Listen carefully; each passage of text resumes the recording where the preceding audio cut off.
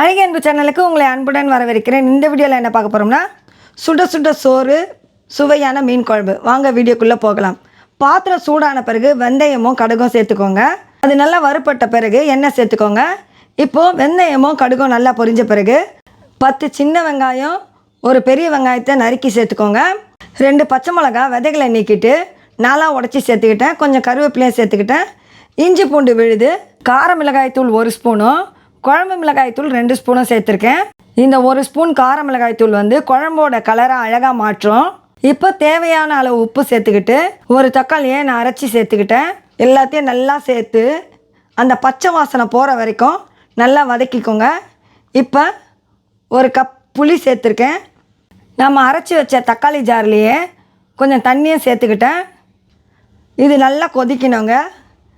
இப்போ நம்ம மூடி வச்சு ஒரு 10 நிமிஷம் கொதிக்க விடுவோம்.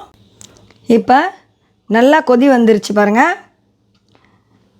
இப்போ நம்ம எடுத்து வச்ச மீனெல்லாம் சேர்த்துக்கலாம். இது பாறை மீன். இது வந்து அந்த பாறை மீன் வாங்கினதுக்காக ஃப்ரீயாக கொடுத்தாங்க அந்த மீன்காரமா. அதே நம்ம சேர்த்துக்கலாம். எனக்கு அதிகமாக வறுத்து சாப்பிட்றதே பிடிக்காது. எல்லா மீனையும் நான் குழம்புல தான் சேர்த்துருக்கேன். குழம்பு மீன் தான் எனக்கு ரொம்ப பிடிக்கும். அதனுடைய சினையை இதில் நான் சேர்த்துருக்கேன். இந்த குழம்பு வந்து நான் தேங்காய் சேர்க்காமல் செஞ்சுருக்கேன். எப்பயுமே எனக்கு தேங்காய் சேர்த்து சமைக்கிறது பிடிக்கவே பிடிக்காது. இந்த குழம்பை வந்து நம்ம 1 வாரம் கூட வச்சு சாப்பிட்லாம். எண்ணெய் நல்லா பிரிஞ்சு மேலே வந்திருக்கு பாருங்கள். இந்த ஸ்டேஜில் நம்ம கொத்தமல்லியை தூவி குழம்பை இறக்கிடலாம். அவ்வளோதான், ஆஃப் பண்ணிடலாம்.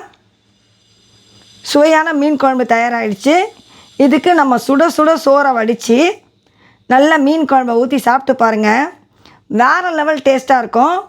ஒரு முறை ட்ரை பண்ணி பார்த்துட்டு எப்படி இருக்குன்னு அடுத்த வீடியோவில் எனக்கு கமெண்ட் பண்ணி ஷேர் பண்ணுங்கள். நாங்கள் நான்வெஜ் சாப்பிட்டாலும் அது கூட நாங்கள் ஒரு வெஜ்ஜு சாப்பிடுவோம் அப்படின்னு சொல்கிறவங்க வெண்டைக்காய் பொரியலை சேர்த்து சாப்பிட்டு பாருங்கள். வேறு லெவல் டேஸ்ட்டாக இருக்கும். ஒரு சிலர் அப்பளம் கூட வச்சு சாப்பிடுவாங்க மீன் குழம்புக்கு. அதுவும் சூப்பராக தான் இருக்கும். இந்த வீடியோ உங்களுக்கு பிடிச்சிருந்தால் லைக் பண்ணுங்கள், கமெண்ட் பண்ணுங்கள். மறக்காமல் அழகிய அன்பு சேனலை சப்ஸ்கிரைப் பண்ணுங்கள். மீண்டும் சந்திப்போம்.